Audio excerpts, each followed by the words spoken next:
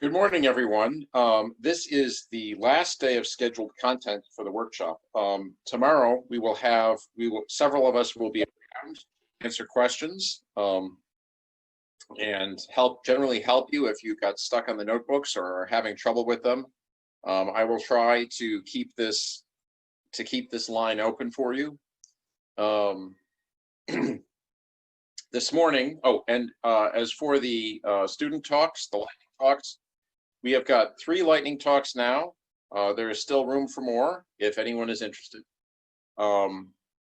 This morning, we'd like to begin by hearing from Professor Helvi Witek from the University of Illinois on the Canuta thorns. Helvi? Yeah. Hello, good morning, everyone, or good afternoon. I would like to tell you a bit about science in the strong field regime of gravity. So let me start by sharing my screen so that you can actually see my slides. And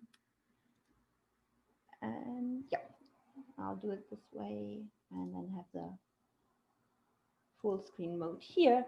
And yesterday, Steve asked us what brought us actually into contributing to the Einstein Toolkit. And in my case, it was really more the science than the computer science, if I'm completely honest, because I was interested in probing the strong field of regime of gravity with black holes, which also means that we may want to go beyond general relativity for our field equations, or that we want to tackle new fields to gravity. And to make this science possible, I have developed a numerical relativity library, which eventually I called Canuta, and actually was not just myself, was in collaboration with Miguel Ziliao at the time, and more recently with my PhD students, Matthew Alley and Giuseppe Ficara, that makes those new studies possible. And then I said, well, you know, if I have this code, I want to make it public. Why not contribute to the Einstein Toolkit? Because that's a great platform to make code public. It's reviewed, so we have a assurance of quality. We have the documentation, and it's a really open and inclusive community. So that's what brought me into the Einstein Toolkit here.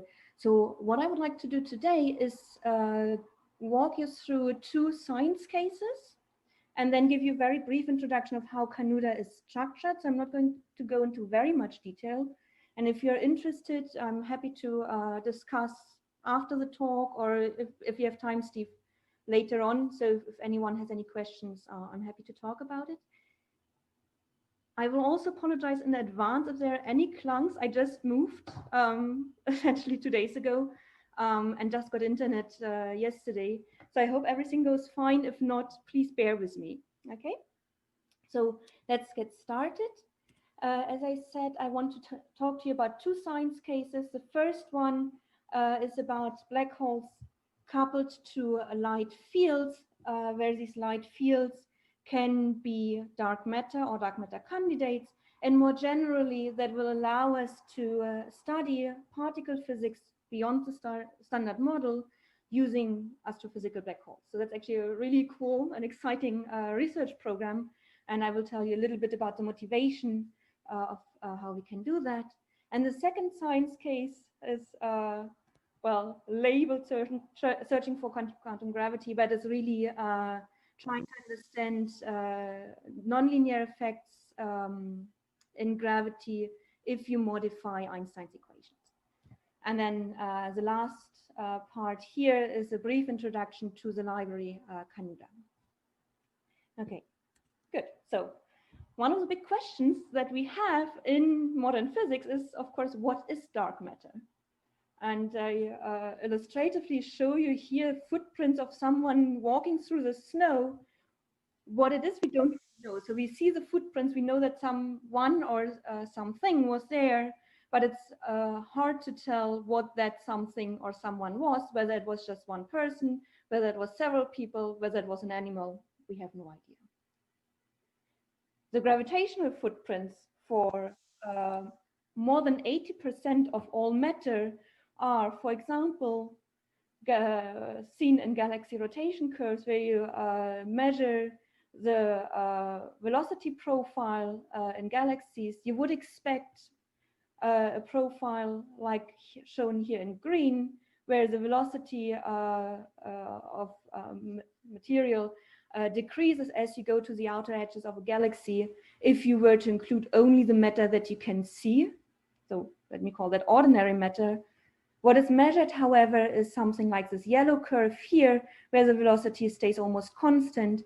And if we backtrace that, we find that there has to be an additional component of matter that we don't know what it is, and that's why we call it dark matter. We can also see these footprints of dark matter if we look at gravitational lenses, where light is bent through to a strong gravitational field. So you can see here these light rings, and sometimes the universe may even smile at you for trying to understand its secrets. Okay, so what is dark matter? Well, here is a comic version of dark matter candidates. Can go from, well, weakly interacting particles, neutrinos. They also put some more exotic fun stuff like space cows. But to be more serious, what we are interested in is on this low energy end here, which is called axions. These are very light particles that you get if you compactify string theory. So in lay person's terms, so from string theory, you quite naturally get an entire landscape of very, very light fields at and below the energy regime of microelectron volts. And interestingly, we can use black holes to look for exactly these very, very light particles, these ultralight particles. And what we are using for that is called black hole superradiance. If you don't know what superradiance is, well, imagine an analogy where you're trying to go off a muddy road, and as you put more and more energy into going off, instead of leaving your muddy road, you will just transform this energy into energy of your mud that's then spilling out. For black holes, the analogy would be, or the process is the following. You have a rotating black hole, as we have in astrophysics. You have a scalar field or a vector field, a wave packet going onto your black hole. And if it has a very low frequency, then instead of just falling into the black hole, that field is actually amplified. So instead of falling in, it gets out with more energy and more angular momentum than it had initially, and that's called superradiance for black holes. And of course, at the expense, so in this process, the black hole itself loses mass and angular momentum. Now, if you imagine that this field has a mass term, so as an ultralight field, then having this mass essentially gives you a potential wall, so that this field is then trapped near your black hole. And because the superradiance scattering continues until the condition is no longer met, we can actually build up a bosonic condensate, which is what I'm illustrating here. Yeah, so there is this phenomenon called superradiance and superradiant instability that I just described to you, and that allows you to form these kind of bosonic condensates around black holes. Now, people have studied that extensively in the literature, including perturbative calculations and fully nonlinear calculations that I will mention in a moment. In a certain regime, so if you say, oh, my coupling between the black hole mass m and my mass energy of the field, which we call mu, is much smaller than 1, we can actually solve this problem analytically, and we find that the energy spectrum of my scalar field resembles that of a hydrogen atom. So we find that this actually has these discrete energy states here, And what you then can imagine is that we have transitions between these different energy states that give rise to extra radiation. Turns out that this is gravitational radiation that we can try to look for later. And because of the structure, people have termed this system a gravitational atom.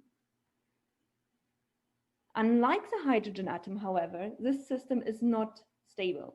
So in the hydrogen atom, our frequency is completely real, so this is all there is. For these ultralight fields, for this gravitational atom, the frequency is complex, and the imaginary part of the frequency tells you if this field is still growing. So if this frequency is positive, the field is growing. If it's negative, the field will be decaying. And it also tells you the time scales of this instability, of the separating instability.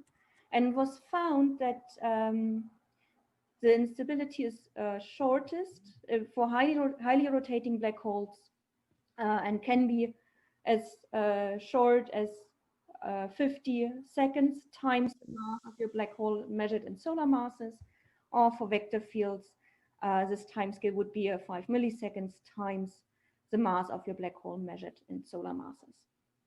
And that's the case if your black hole itself is originally highly rotating, and if this coupling, gravitational coupling, m times mu, is of the order of 1/2. Or in other words, if you write this out and reinstate the natural constants, you find that this is actually your gravitational radius compared to the Compton wavelengths of your field. So if that is of comparable size, then you have a very strong superradiant instability. Now let's do one more calculation and actually insert what these constants are, rewrite the equations a little bit. Then we find that this coupling would be 10 to the 10 times the mass of your black hole measured in solar masses times the mass of your, or mass energy of your field measured in electron volts, has to be of the order 1/2 or half. Now let's do one back of the envelope calculation, and let's think a little bit. So if we take the black holes that we have in astrophysics, so take the mass of the black hole here to be between, say, 5 solar masses and 10 to the 10 solar masses, then we can actually estimate a range for these ultralight fields that we would be sensitive to. And that's what I've done here on the next slide, where I tell you what the black hole mass is, what the mass energy, and I apologize for not being consistent with my notation here. So this should be mu measured in electron volts, so the mass energy of our ultralight field. And the top line here are actually the gravitational wave detectors that we already have, or that we are planning to have in the future, which would probe these certain types of black hole population. So let's start at the right hand with the black holes that we have already detected with ground-based detectors like LIGO or Virgo. So here we're talking about a few solar masses, 3 or 5 solar masses, up to order 100. And using this back of the envelope estimate that I showed you on the last slide, we would be sensitive to ultralight fields in the mass range 10 to the 11, 10 to the minus 11, 10 to the minus 12 electron volts. If we go towards the supermassive black holes here with 1 million solar masses that we expect to detect with LISA in the future, LISA is a space-based gravitational wave detector that is currently planned by NASA and ESA that will look for gravitational waves in the millihertz regime, so coming from these million solar mass black holes, and that those would be sensitive to fields that have a mass of 10 to the minus 17 electron volts. If we are looking at 1 billion or 10 billion solar mass black holes, we would use pulsar timing arrays, and those would be sensitive to fields with a mass 10 to the minus 21 electron volts. Now that may sound very exotic, but these kind of fields actually appear as axions or axion-like particles in string theory. So if you're talking about fields that have a mass of roughly 10 to the minus 10, 10 to the minus 8 electron volts, we're talking about the QCD axiom that was introduced back in the 70s by Petcher and Quinn to solve the strong CP problem. Then if you're talking about these very light fields, these have been realized as candidates for fuzzy dark matter. And in the string Axiverse scenario that Asmina Afinataki proposed a bit more than 10 years ago, one expects an entire range of these light particles. People also are thinking about extensions of general relativity that may give you an effective mass term. So this is a long list, and I could probably go on and on and on, but the key message here is that we can use black holes in astrophysics to probe for dark matter and more generally for beyond standard model particles in a way that's not accessible to traditional particle colliders and that's not accessible to direct detection experiments that are looking for dark matter candidates. So this is actually a really, really cool physics that we can do here with black holes and make a connection to particle physics.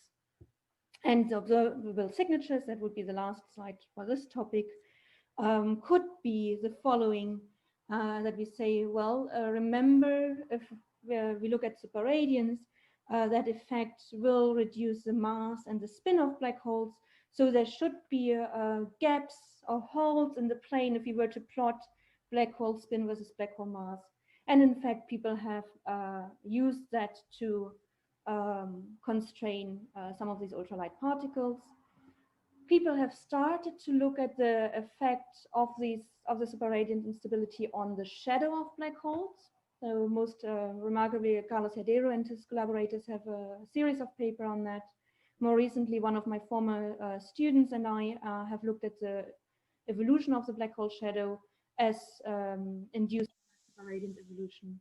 And we also have gravitational wave emission, for example, through these level transitions in this, what we call the gravitational atom. And we find from numerical simulations that I've done a few years ago, that the frequency of the gravitational wave quadrupole would be roughly 20 kilohertz divided by the mass of the black hole. Or in other words, for black holes that are in the LIGO range, this frequency would actually be of a few hundred hertz, so would be exactly in the LIGO range. And for supermassive black holes, that frequency would be in the millihertz regime, so could be detected or searched for by LISA. And here I'm showing you one example, and so those of you who have attended a few times have already seen this plot, where I'm showing you the gravitational waveform mode as a function of time. And that's output from a numerical simulation that Miguel Zillao and I have done, where we studied mass effector fields around rotating black holes. And in the right mass range, we see that this gravitational wave signal here is almost monochromatic and can be very long-lived if you look here at the blue line. And as I said, that's one of the outputs that we had gotten with Canuda very early on in this system. Okay, so that's the science case for black holes as cosmic particle detectors. Do you have any questions here? Let me just pause for a second. And since I don't see anyone, please speak up if you do have a question. No? Okay, so then let's look at the second science case. And again, a very ambitious question. Is there a question? Helvia, I have a question. Okay, yeah. If these light particles were detected, if you were to see something, would you know if it was an axion or something else, or just would you know that it's something? So in this case, we would know it is something, as in with black holes, we are sensitive to the gravitational interaction. Right? We are not, so in this particular case here, we are looking for the gravitational interaction, so we can see that there is something that is interacting, but we are not looking at the coupling to standard model particles. So you wouldn't know exactly what it was you were seeing. So we wouldn't know exactly what it is, but I think it's also a strength because we are not relying on any precise model of coupling to the standard model, right? So we are much broader and have the ability to search for any kind of extra matter that is interacting gravitationally, as long as it is in this mass range. Okay. Yeah. Thanks. Okay. Any other question? No. Okay. So then let's continue with the second science case. Again, asking a very ambitious question. What is the theory of everything? And I think that's what people have asked for quite a long time. More precisely, maybe a question of, what is quantum gravity? How can we combine gravity and gravitation and quantum physics that are both strong pillars in modern physics? We know that general relativity, as beautiful as it is not a good candidate for quantum gravity because it's not renormalizable. It has all kinds of singularities, such as a physical singularity inside a black hole. So the question is that actually physical, or is that just an indication that general relativity starts breaking down at very high curvatures? And of course, we do not know the answer yet, but we do have a few candidates for quantum gravity. If you take those and take the low energy limit, it turns out that we can actually study extensions of general relativity. So think about it in terms of, because we're not really knowing what it is, think about it in terms of a Taylor expansion, where we have GR at the leading order term, and then we start adding theoretically well-motivated modifications. What I want to do today is not going through the entire zoo of modifications that there are, but want to focus on one, and that's called Einstein dilaton Gauss-Bonnet gravity. And in this case, what you get is Einstein's equations that are coupled to a scalar field, which is called a dilaton. So think about it as a scalar field if you don't know what it is. And then you get additional terms indicated here by a curly G and a curly R that are essentially just Riemann curvature squared type terms. Yeah, so if you're not familiar with it, think about it as your model being Einstein's or GR at leading order, and then you have a curvature squared type correction.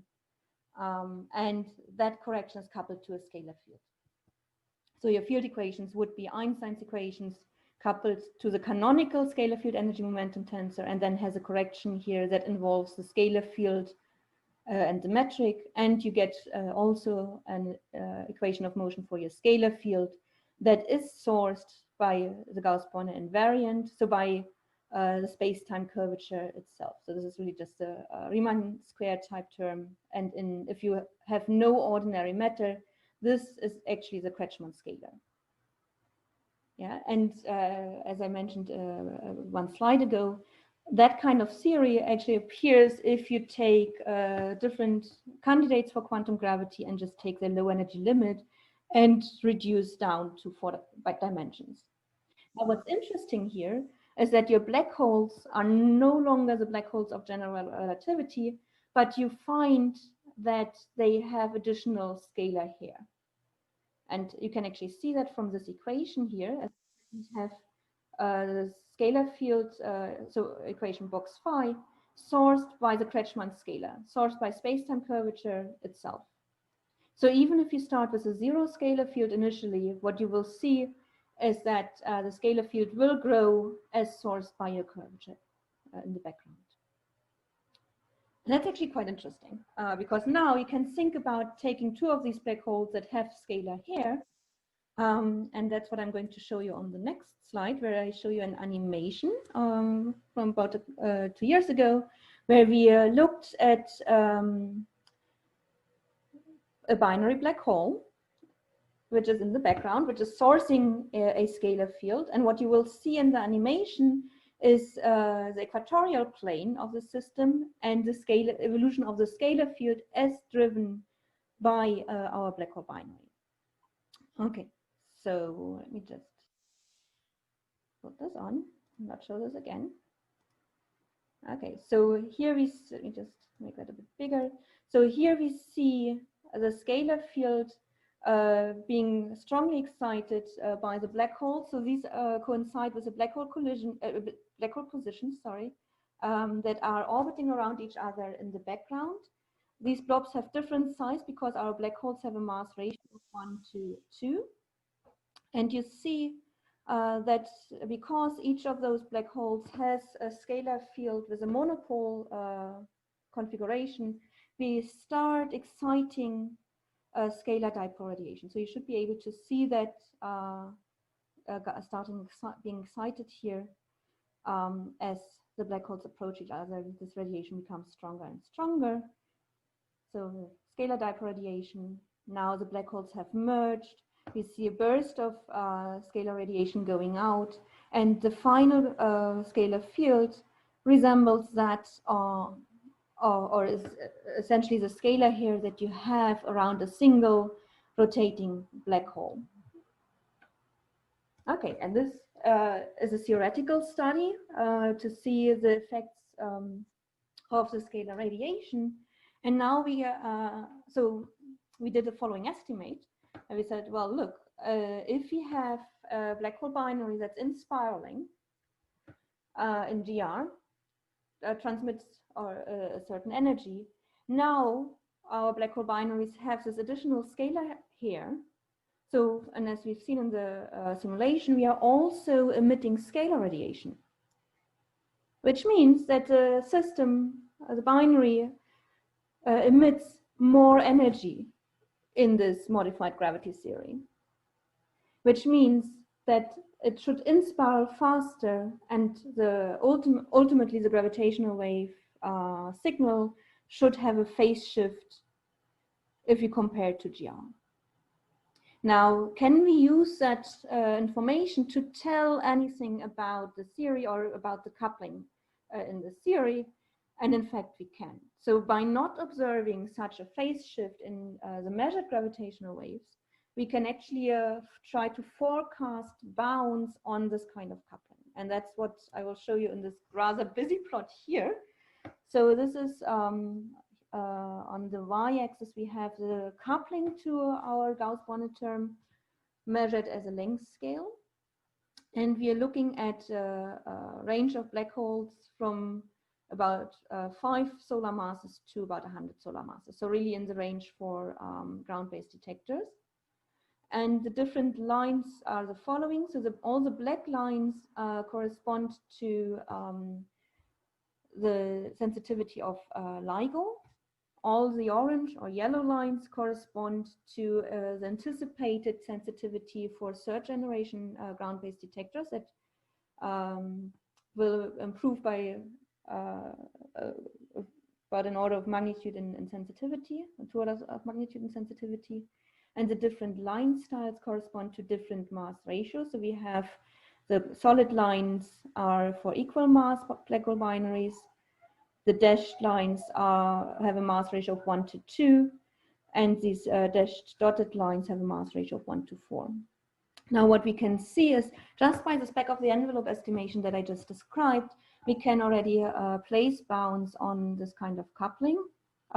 So everything that's above those respective lines would be excluded. So if you have an unequal mass black hole binary, we can place stronger bounds on our coupling. And as we increase sensitivity, we can also place stronger bounds. So we will be able to further constrain this kind of model in the future.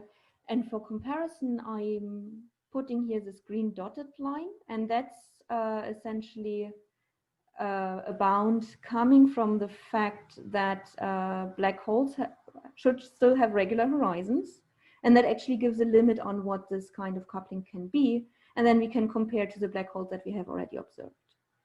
So here we see that by looking at this late in-spiral and merger, we can place bounds on this coupling that are stronger than previous bounds, although of the same order of magnitude. What I have not plotted here, but what's more interesting is that we are giving bounds that are about an order of magnitude better than those that you get if you just look at the early in-spiral phase, as for example, people like Kentyagi or Nico Yunus have done in the past. Okay, so that's the part on testing gravity in the nonlinear regime. Do you have any questions before I continue? I don't, but we have you scheduled to finish up in about a minute. Oh, okay. Okay, can I? He raised his hand. Okay, so now I do the thing that I usually don't like to do. Can you give me 5? Because what I wanted to do now rather quickly is actually tell you a bit about the code that we've used to do these kind of simulations. We do have 2 questions. Peter Diener? Yeah, so I was just wondering if the effect of the hairy black hole binaries is just that they merge faster. Couldn't that just be interpreted as a standard GR system with lower mass? So that's actually a very good point. So it's not so much the mass, but the spin, which I have completely ignored here. But that's absolutely right. So there's some degeneracy between black hole parameters in GR and the spin. However, last year there was a paper by Ramir Nair and collaborators who have done a proper Bayesian parameter estimation and found similar bounds on this coupling. But yeah, you're absolutely right. So one has to understand very carefully what is what would be the non-GR effect, and how can we distinguish that from a GR system. Yeah, that's a very, very good point. Thanks.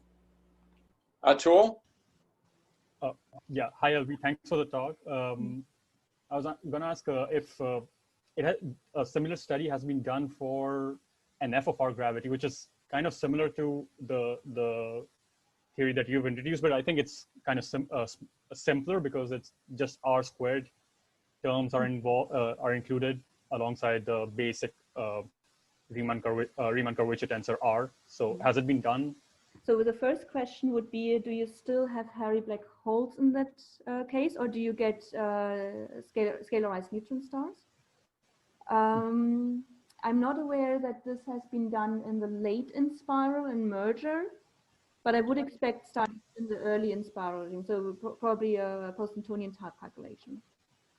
Okay, but a study has not been done, I'm guessing, is your answer too? Not that I'm aware of. Not that you. There is, so let me trace back a little bit. There is a very nice paper by Bishop Mongwane in South Africa, who has derived the field equations in BSSN form that could be implemented numerically.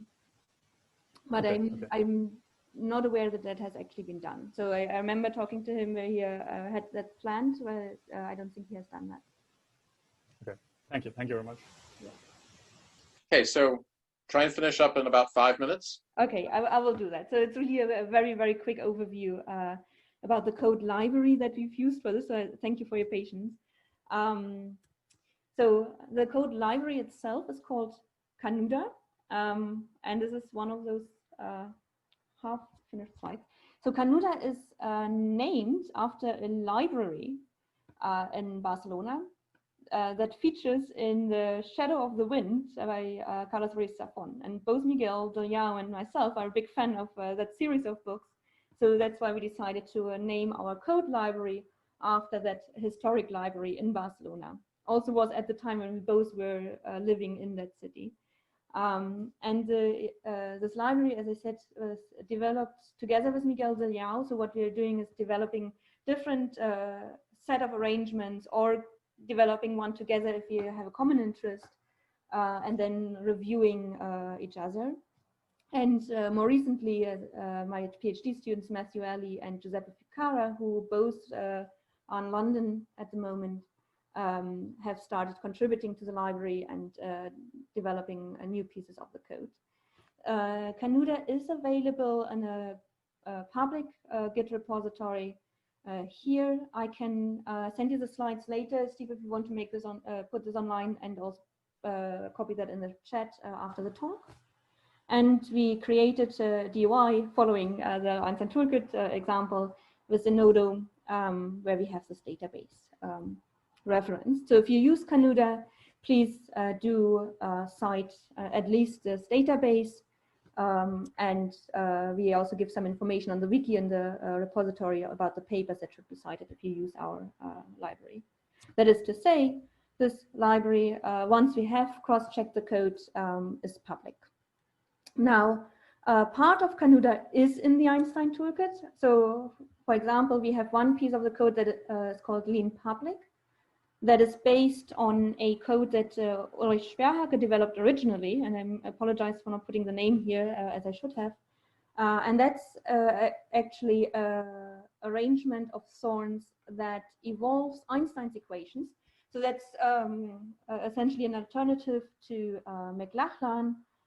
And I think Zach used that as example to develop Baikal. So when I reviewed his code, I actually could compare very easily to our own here. So that's a gravity evolution thorn, and also gives wave extraction and a wave extraction thorn that's complementary to the valve scalar in the Einstein toolkit. We also have the Proca thorn in the Einstein toolkit. So Proca is essentially a massive vector field and goes back to the first part of the talk. So it gives us the evolution of massive vector fields. It reduces to Maxwell's equations if you take the mass to 0. So you can also evolve Einstein-Maxwell systems with the Proca arrangement, and I will tell you a bit more about this collection of thorns in a minute. Now, what's not yet in the Einstein toolkit or outside is an extension of the lean public thorn. So one of my students has implemented or has connected our original implementation to Llama, so gives you now a multi-patch infrastructure, which is well tested. And if there's interest, we could include that in the Einstein toolkit. So just throwing that out here. Then we also have an arrangement of thorns that evolves a massive scalar field.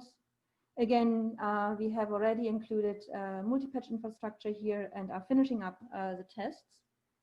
And this is a collection of thorns that gives you a definition of grid functions, different types of initial data, and the scalar field evolution itself.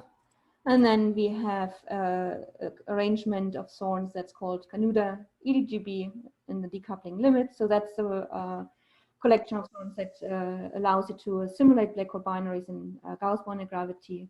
And again, we have included a multi-patch infrastructure here. And again, it's as I said, a collection of thorns. We have base thorns where we define grid functions, initial data, and evolution. Now, let me talk a bit more about how we can connect, for example, our Proca arrangement together with gravity. And that will be the last slide, Steve, so almost there. So what we want to do is have some space-time where we have gravity.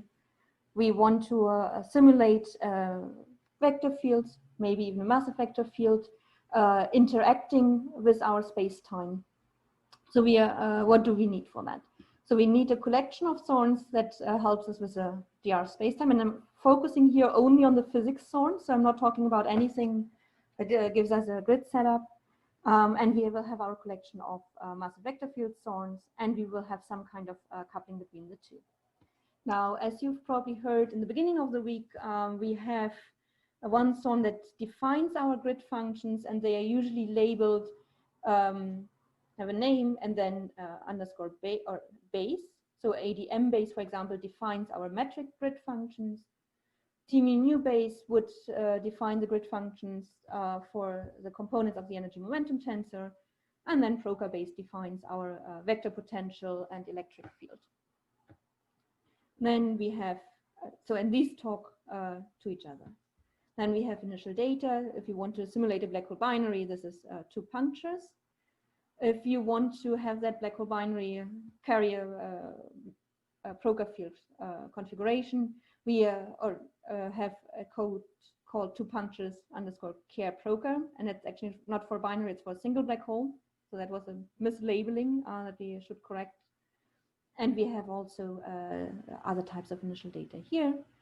Then in red, we are describing our evolution thorns. So we have McLachlan, we have lean public. Now I should add Baikal as well.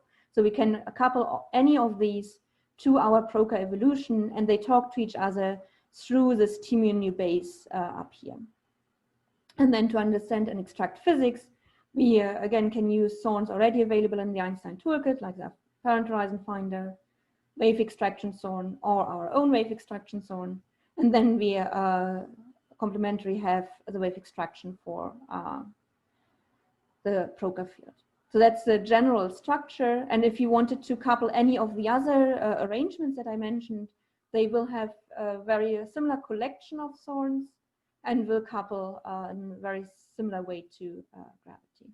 Okay, and with that, let me just finish.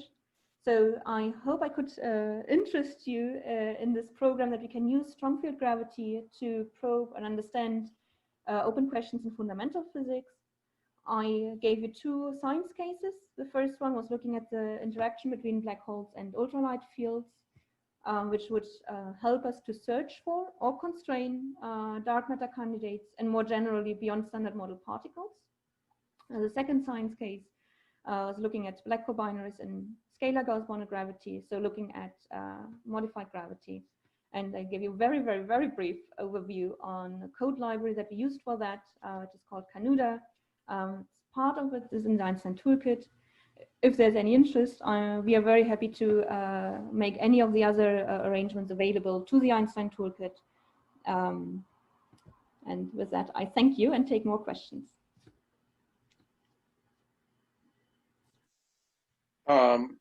We've got a question about where the documentation is located. We can probably handle that offline. Yeah. I don't see any hands raised. Okay, so we're noticeably over, but that's okay. We have some room in the schedule today because we have only three lightning talks, so I think everything will still fit. Even if we take 4 minutes for a bio break, which I think we need at this point. So at 9:50 sharp, we're going to begin with Dr. Josef Slackhauer's presentation on nonlinear waves and making nonlinear waves in the Einstein Toolkit. Okay, thanks. And thank you, Helvi.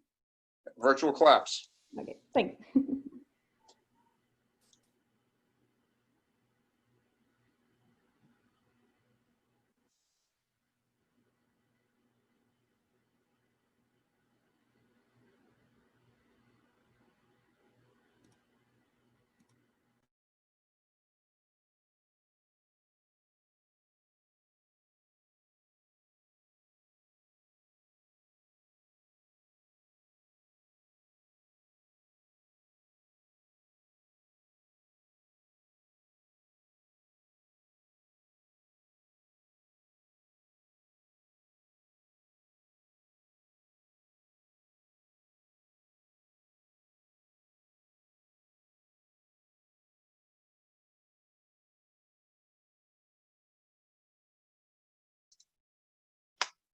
Hello, everyone. Josef, are you there?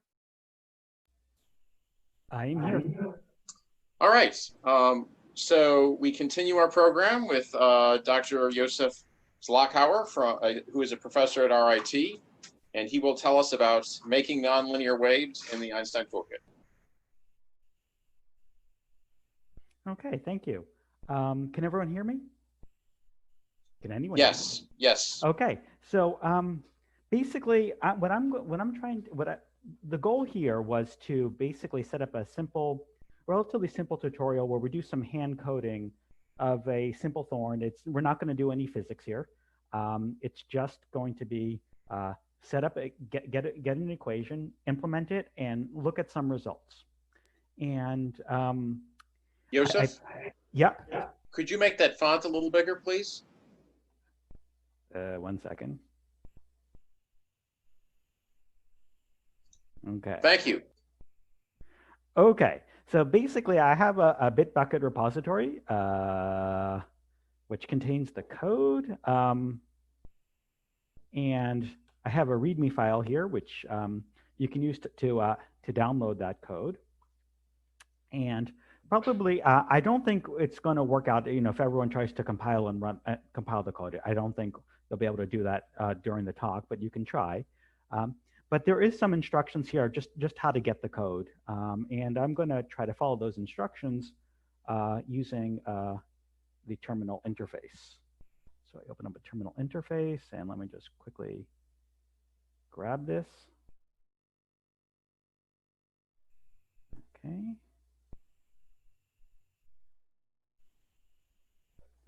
Okay. By the way, so I'm the cactus is in this as a subdirectory of this directory. So go into cactus, and if I go into repos, you can see it's there. And I'm just going to quickly actually set up the build. Okay. And I know that on the tutorial server, it's make, not gmake.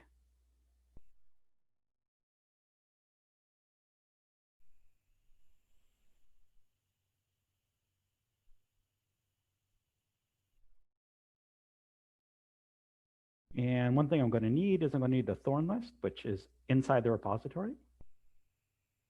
Okay. And then if I want to, I could then run, let's see, what did I call this? I call this wave. Make wave. I'm just going to start it and then immediately kill this because I have it already built on my own computer, so I don't need to run it. Okay. But basically, this will build. And I'm going to stop this, so if someone else wants to actually, some people attending actually want to run it, I won't be using up resources that you could be using. Okay, so I want to first talk about, what's going on with this thorn. What is this thorn doing? So this thorn is supposed to implement what I call simple nonlinear hyperbolic system of equations, the Einstein Toolkit. Basically, I have two hyperbolic systems, I have two fields which are evolved, and they form a coupled hyperbolic system. It's completely ad hoc, and I add an ad hoc interaction term.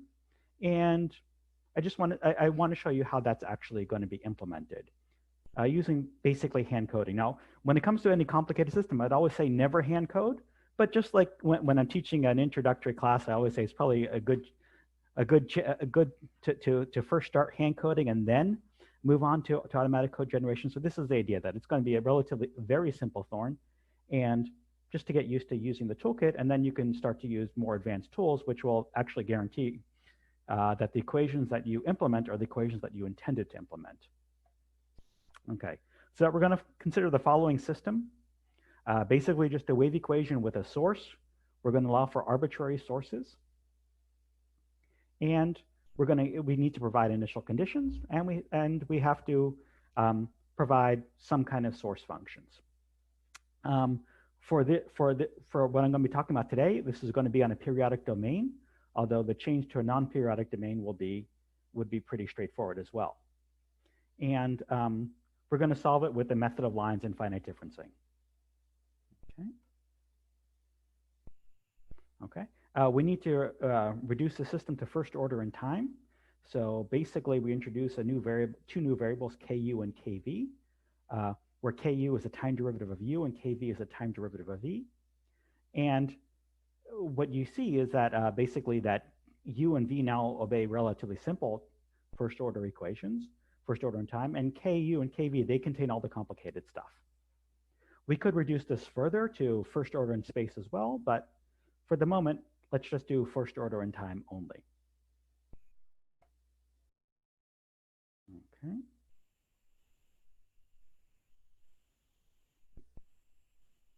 Okay, just I guess you've heard this already, but just to reiterate that all our evolved functions, which we're going to call grid functions, other functions we're also going to call grid functions, are going to exist on a locally uniform grid.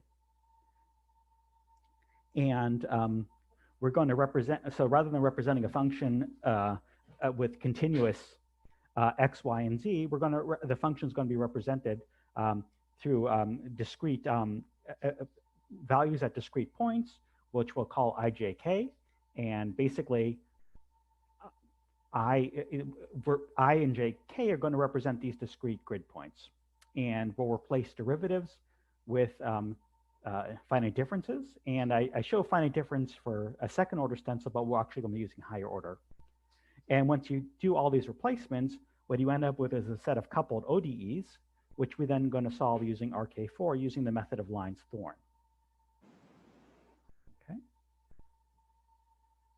Okay, so in order to implement this, we're going to need to define our evolved variables and let Cactus know about them.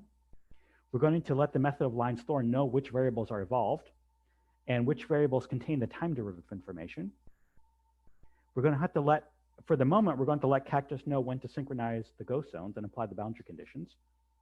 And we're going to need to somehow set up the initial data and somehow analyze the results.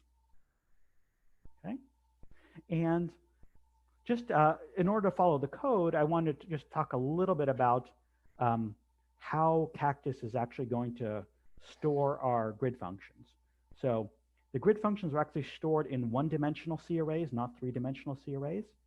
And so we're going to, in the code, we represent a given point, which, in index space is U, I, J, K. We're going to represent it as an array U evaluated index I, J, K, where the index ijk is given by this macro cctkgf index 3D, which just takes ijk and turns it into some integer, which actually corresponds to the location in memory where this uijk is actually stored. And because this is a regular array, a regular grid, excuse me, this ijk is equal to I times some delta I, j times delta j, k times delta k, where basically delta I just means how far away in index space is the neighboring point. How far is I plus 1, j and k staying the same from I, and that is it's one step di away. And in fact, di is going to be 1. Now, j plus 1 is, dj steps away from j, and k plus 1 is dk steps away. And if you wanted to calculate di, dj, dk, you can simply do it with this formula over here. Okay, and these ijks, they can't take on any old value. They can only take on values from 0 to cctk lsh 0 minus 1, lsh 1 minus 1, lsh 2 minus 1 for I, j, and k respectively. And just as a warning, if you want to future-proof your code, don't make an assumption that dj is equal to cctk lsh 0 or dk is cctk lsh 0 times cctk lsh 1. Okay, and those are just that's all the preliminaries. And at this point, what I want to start to do is actually look at that code. And then so the way I'm going to arrange this is I'm going to first look at the code which actually implements these equations. And then once we see how that's related to the last slide, then I'm going to take a step back and talk about all the other things that we need. Okay, so I am now going to move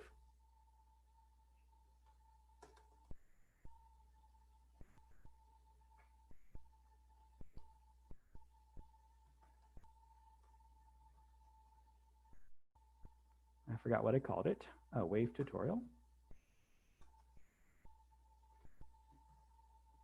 Okay, so I am currently in the arrangements, wave tutorial, wave equations, source directory.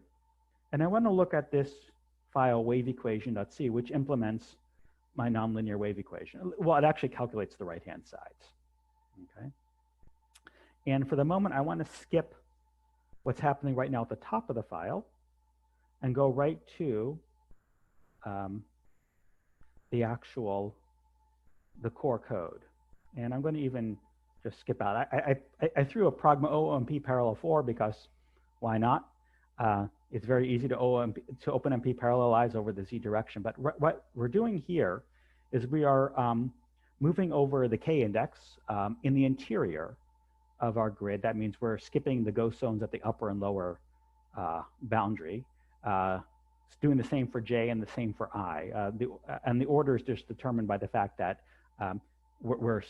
our actual points are distributed in Fortran order, not C order. So the if you were to move one step in K, you're moving very far in memory, whereas if you move one step in I, you're moving very close in memory.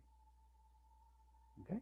And as I mentioned in the slide, we define this IJK integer just to be the location of memory of the point well, the location of memory of a given grid function of the point IJK.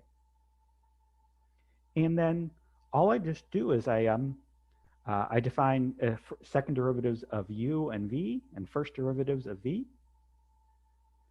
And now we have that the time derivative of u is equal to ku and the time derivative of v is equal to kv. Now, at no point did I actually say what dot u is and what dot v is and what ku and kv is. That was all handled internally by Cactus. And we'll see how that's actually done later on. And then we have to define the time derivative of ku. And you see that it's basically just the Laplacian of u plus an ad hoc correction. I just threw something in here. In this case, it is the gradient of v dot gradient of v. There's no science reason for that. It's just some nonlinear correction term. And just to compare and contrast, what I also did was I set that dot kv so that v actually just obeys the wave equation. Okay. Okay, so now I said I was going to hand code, and I kind of cheated a little bit because I didn't hand code those derivatives. Well, I sort of did because I just defined the derivatives using macros. And basically, this macro is just, we have some unspecified function f, and its derivative is going to be f at that f, two steps away from our base index, with some constant in front, f one step away from our base index, f one step away in the other direction, and f two steps away in the other direction. And the step size is going to depend on whether we're moving in the x, y, or z direction. So an x derivative basically is going to take the base index and it's going to look at variables which are di, going to look at locations of memory di away. So it's going to look at ijk minus di, ijk minus 2di, ijk plus di, ijk plus 2di. And for y, it's the same thing, except rather than moving di away, we're moving dj away because we want to get to the next j plus 1. And for finally for z, rather than moving in step di, we're going to be moving step dk. So again, we want to move to k plus 1.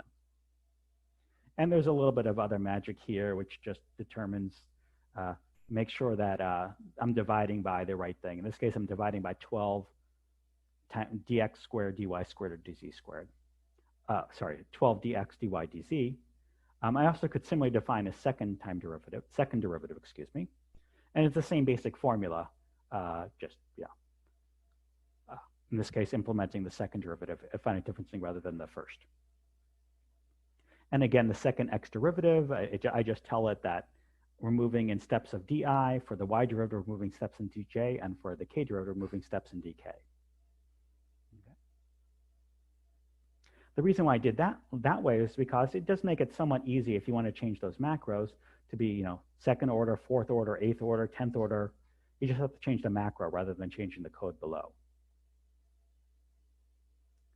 And now going back to kind of the top of this function, I do need to know something about the ghost zone. So you've heard about ghost zones before.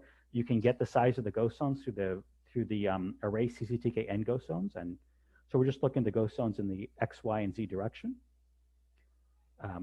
We're not going to need dt, but I did get it. But we are going to need dx, dy, dz, which you can get from the macro CCTK delta space at 0, 1, and 2. And my own derivative macros need me to define things like 0012dx, 0012dy, and 0012dz, which is 00 just stands for 1 over. And so I just defined those. And this was the formula for di, dj, and dk. Okay. So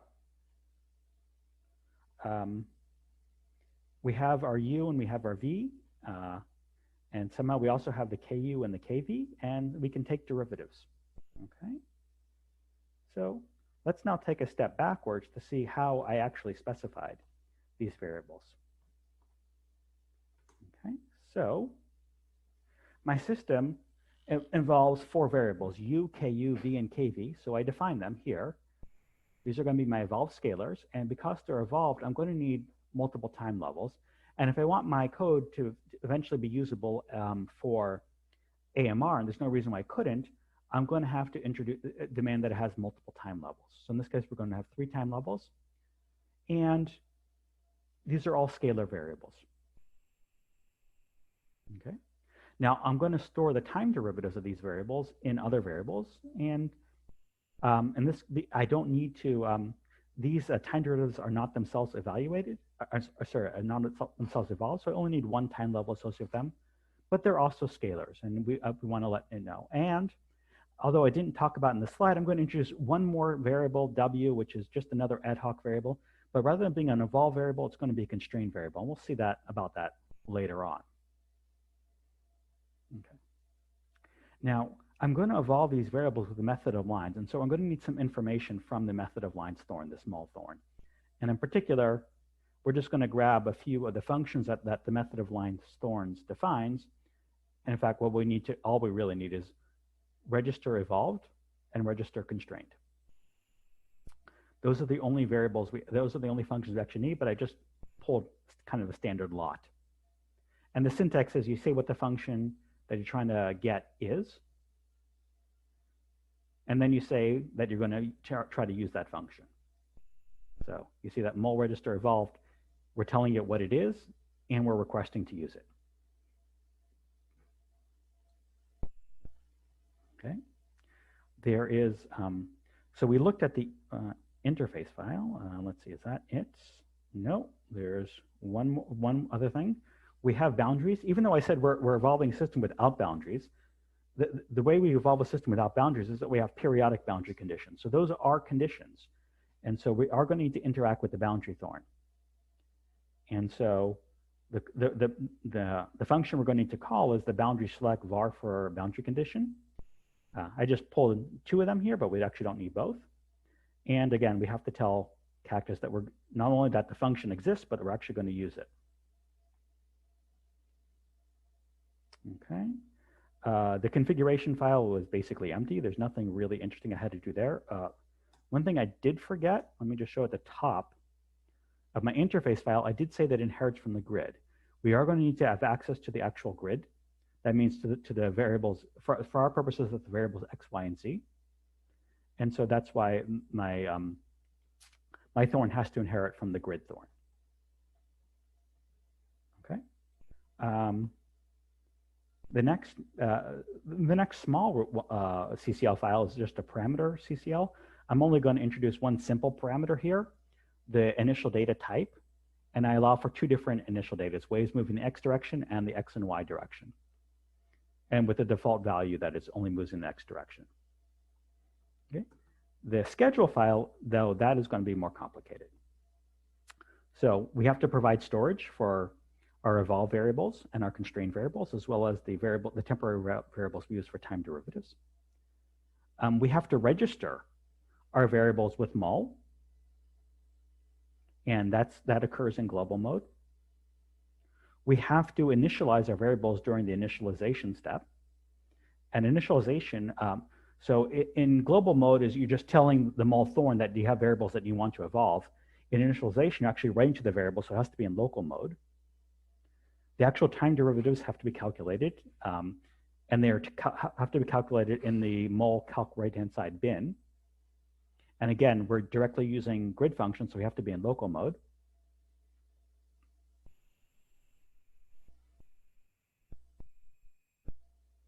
And we're going to have to then, we're also going to, as we evolve, when we evolve, we're going to have to apply boundary conditions. And so we're going to do that in mul post step. And basically, I just set up a group to contain all the functions and make sure they're in the right order.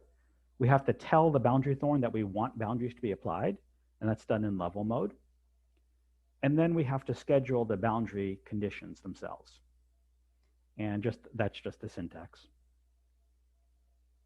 Okay, so you schedule group apply boundary conditions, give it its own name, and when it's actually applied. So it's going to be applied after wave equation boundaries. So wave equation boundaries is actually going to set up what the boundary conditions are, which variables are going to get boundary conditions. And apply boundary conditions is then going to apply those boundary conditions. And all of these are going to happen in mul post mini, in wave equation post mini step, which is itself in mul post step, just to make sure all the scheduling occurs in the right place. The constraint variables, which I haven't really talked about yet, those are evaluated in a different bin. That would be in mul pseudo evolution.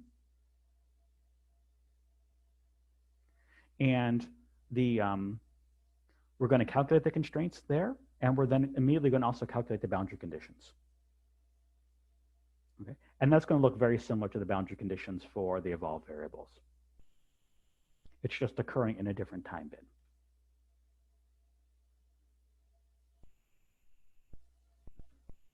Okay, let me just go back to that constraint variable. Okay. So the top of this function looks like just like the evolution right-hand side function. But what I'm going to do is I'm just defining derivatives of u and v. I didn't need to define derivatives of u. I'm just defining w as the gradient of v dot the gradient of v. There's no reason for this. It's just something that you could calculate. And the idea here is that once you know v, you can calculate its derivatives. So once v has been evolved, you can then calculate w. And so that's why this w is going to be calculated in a different routine. In the right-hand side routine, all that's known is u and v on the old time level, not on the new time level. But in order to calculate w, we need the derivatives of u and v after u and v have been updated. So that's why they have to be in different time bins. Okay. Okay. We have to initialize our variables. All we need to initialize is the u, the ku, the v, and the kv. And here, rather than looping over just the interior, we're going to loop over all the grid points and provide a value to all the variables at all the points. And the way I set up the initial conditions is that the second option for a possible initial conditions just has to modify the first. The options were wave in the x direction or wave in the x and y direction. So the wave in the x and y direction just basically takes the wave in the x direction and adds a wave in the y direction. And again, just entirely ad hoc functions. The only thing that's special about these functions is they happen to be periodic. So it's consistent with the periodic boundary conditions.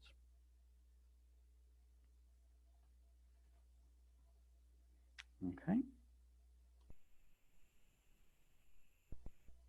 Now, let's see about those boundary conditions. They're really simple because I'm not implementing any kind of complication to the boundary. I'm just basically want the toolkit itself to provide periodic boundary conditions. I don't specify periodic boundary conditions here, but I do say that I want to select a boundary. I want to select a group for boundary conditions with the none boundary actually, and the Einstein the toolkit itself is going to figure out what to do here. And so I'm just telling it that I want the evolved scalar group and the constraint scalar group in the to have boundary conditions. These have to be split because these two routines are going to be called at different times. And then the last thing that we need to do is we need to actually register our variables with mul. Okay, so in the mul register, so we tell that we're registering an evolved variable. In this case, it's u. And its time derivatives are going to be stored in .u, and in ku and .ku, and so on and so forth. And then we also have to tell mul that w is a constrained variable. It is not an evolved variable. With this in place, we are ready to actually build and run the code. Okay. And if we want to change the evolution equations, for example, rather than using my ad hoc source term, you can use anything you want here. Just change this to anything which is a function of u, v, ku, kv, and their derivatives. You can just do that here. Just if you want to take derivatives of the k's, you just have to define them over here.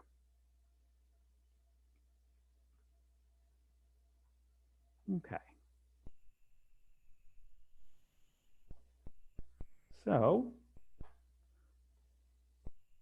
if I now make this code, which I'm going to actually stop. Not sure why this was so fast. Oh, I know why it was so fast. Okay, because I had actually built it before. Okay, so I've made the code, and at this point I could run it. So how am I going to run it? I need a parameter file to actually run it.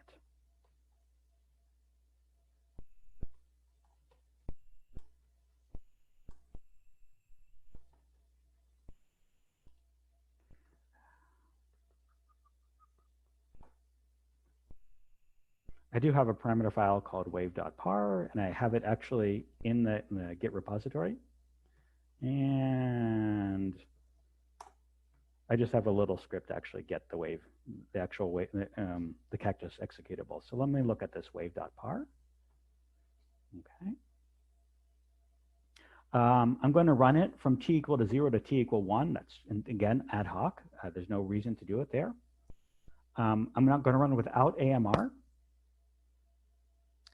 And I'm going to, I want that, the way I've set everything up, it has to be periodic in X, Y, Z with periodicity 1. And this is where I specify that. So I specify that my grid goes from 0 to 1. I specify my boundary, and I specify which ones have to be shifted. If you want to use higher resolution, you would change this number of cells. But other than the number of cells, nothing that you see on the screen now would change if you want to keep periodic boundary conditions. Okay, here's where I'm actually using the periodic thorn to specify that I want periodic boundary conditions. This is where we specify that we're using RK4 as our integrator. And here's where I'm specifying my Curran factor. Okay. I didn't talk about dissipation in the main thorn because there is a dissipation thorn which will handle that. And so we can just tell the dissipation thorn that we actually have some variables that maybe we might want to apply dissipation to. Let's see what else. Probably a good idea to check if things went really wrong. So we want to check if there are, if any NAND showed up. Oh, here's actually where I specify the evolution code. Right there. And some IO. We want to output these variables, and we probably want to, since we're calculating, we probably want to output the constraint variables as well.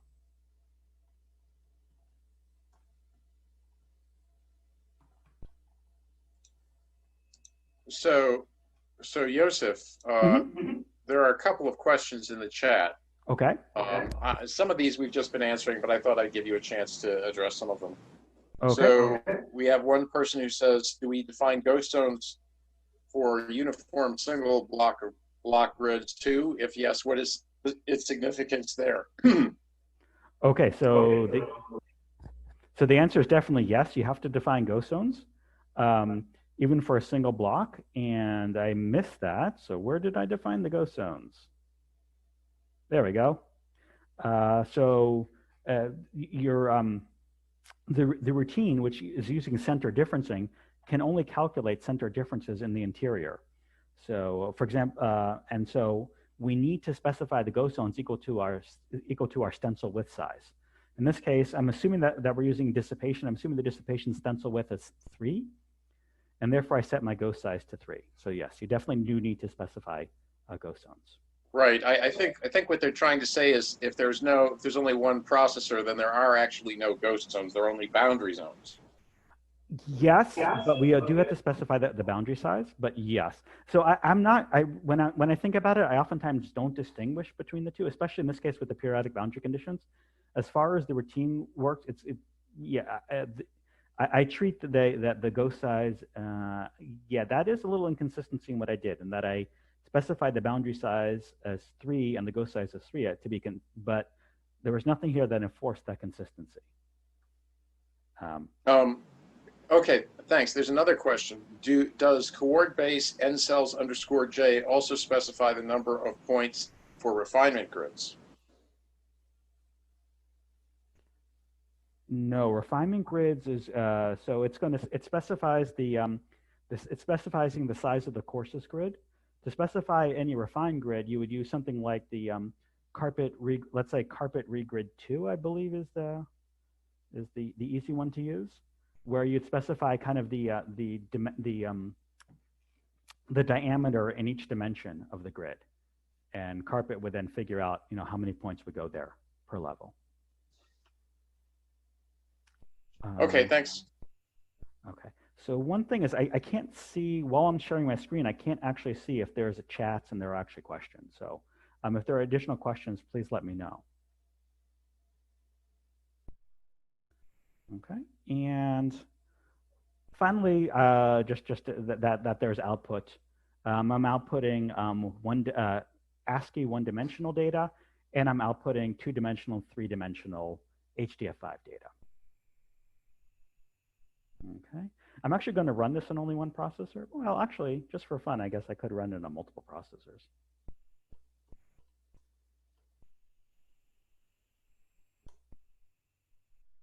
Or not.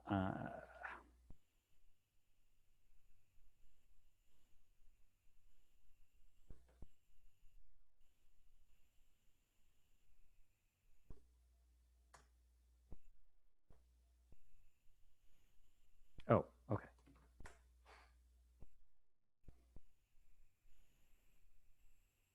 And I probably should have set the number of OpenMP threads. Like, I'm going to do that.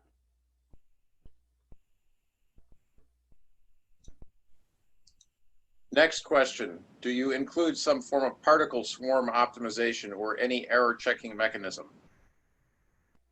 That's a no.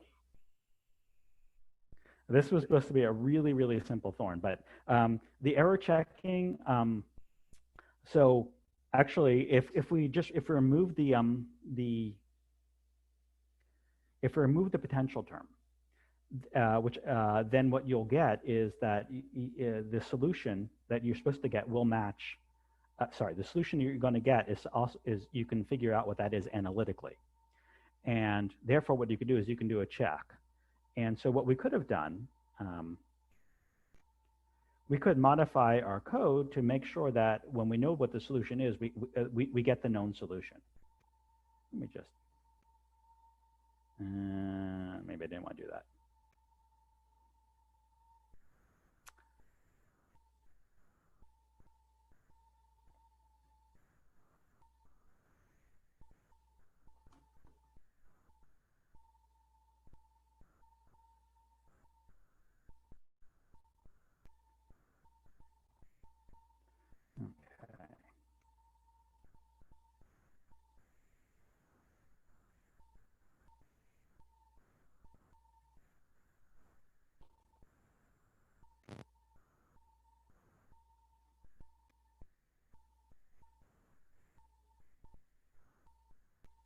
Okay, actually, it's going to be in the initial.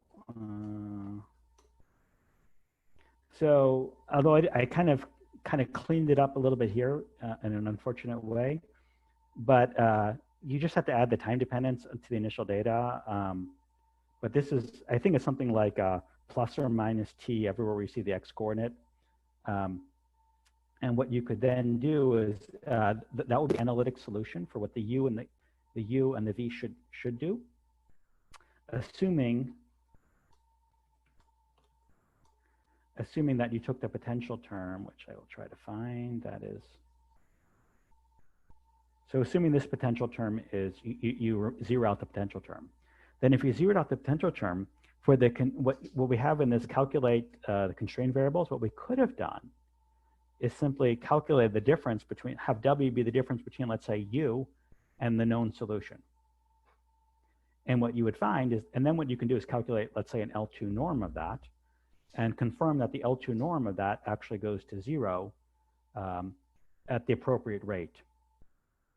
So that would be a way of actually checking for consistency here. One of the ways you can check for consistency, that you've actually coded up not quite the equations you wanted, but something close to that. Were there other questions?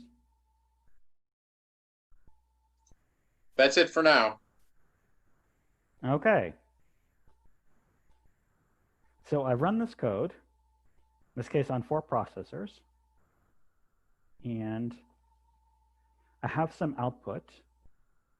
Let's look at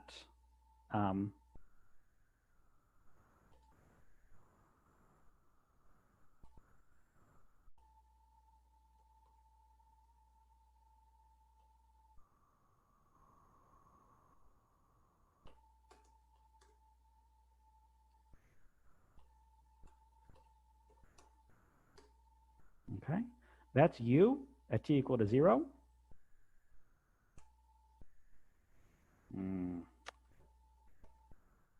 And this will be u later on.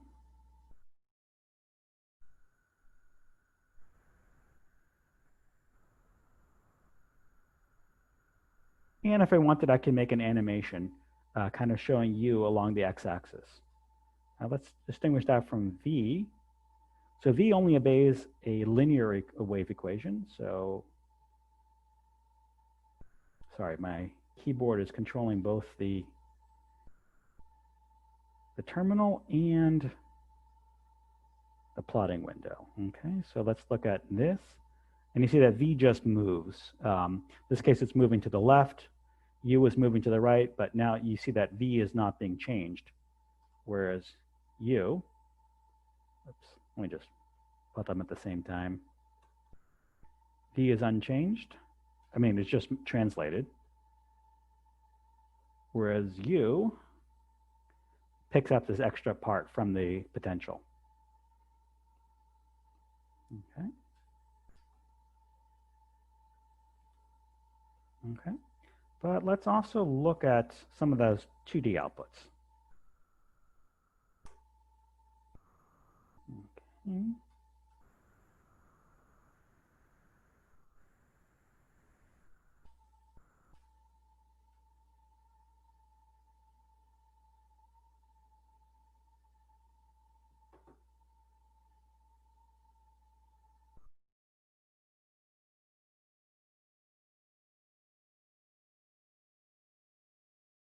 Okay, let's look at the scalar variables.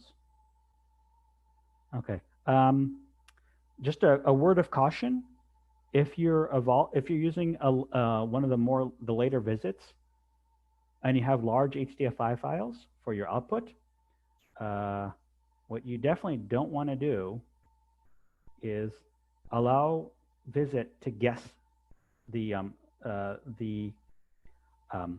output. Guess what file format it is. And the reason why you don't want to do that is because the algorithm that it uses gets really, really slow.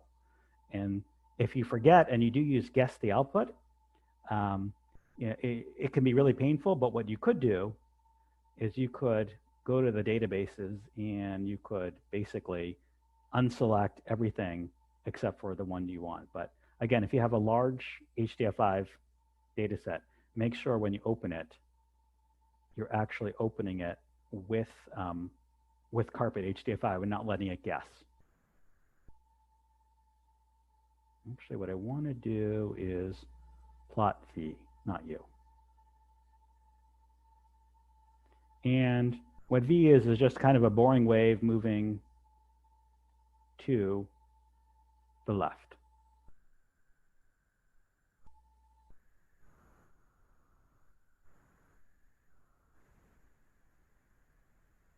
And U just gets more complicated because of the potential.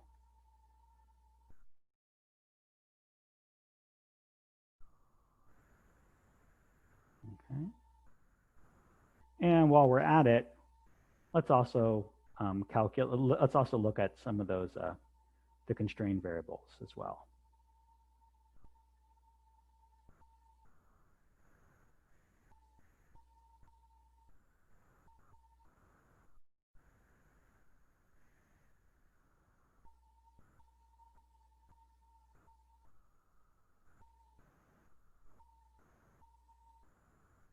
And again, the constrained variable doesn't look all that interesting. It only depended on V. That's why it doesn't have any interesting structure.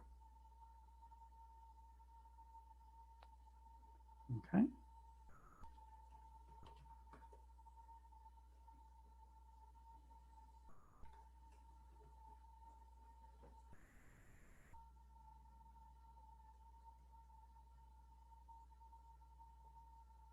And what I want to do is I want to change the direction of the wave, but I forgot the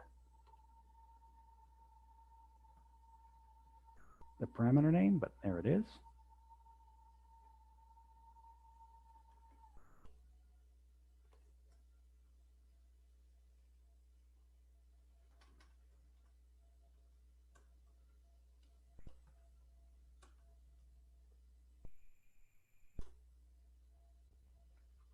Okay.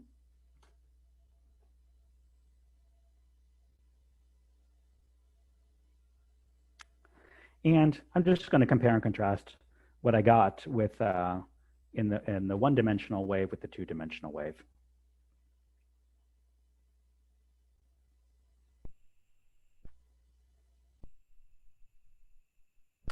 In the meantime, are there any questions?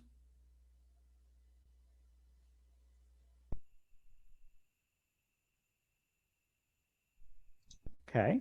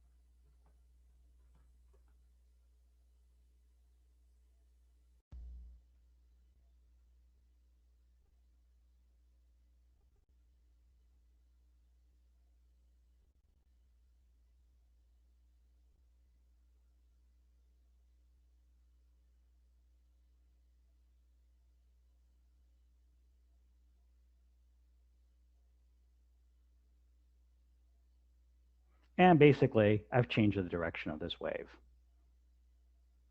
Not too profound.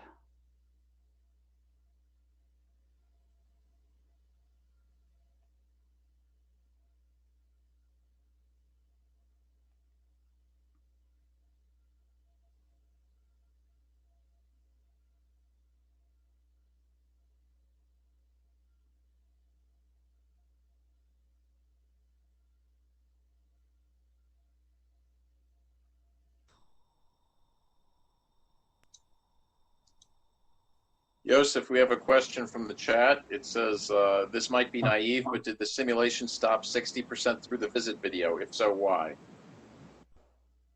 Did it stop 60% through the visit video?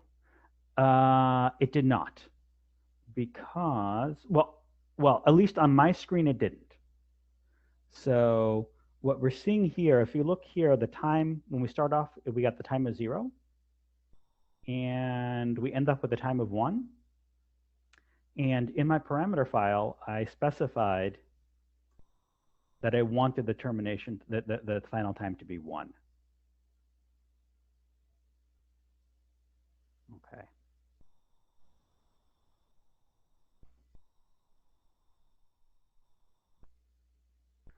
Okay.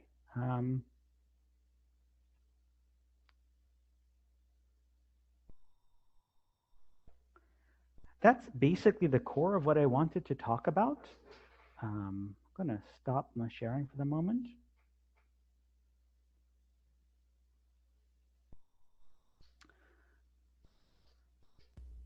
So are there any questions about how this is done, how to modify the code to change the system? So this code as it is, it could be easily changed to kind of a simple Maxwell equations, a Maxwell system, at least a Maxwell system in vacuum.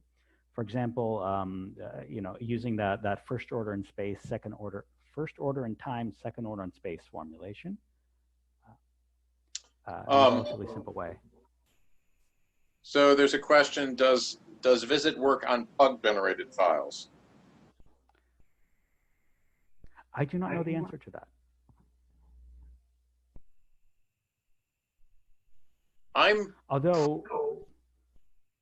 Go ahead. Well, I was going to say that I'm not sure that you would, even if it doesn't, I'm not sure that that's a big disadvantage, because you can always run carpet without AMR.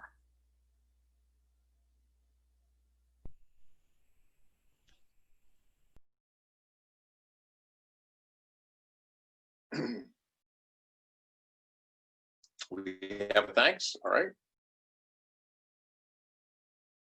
Anybody else?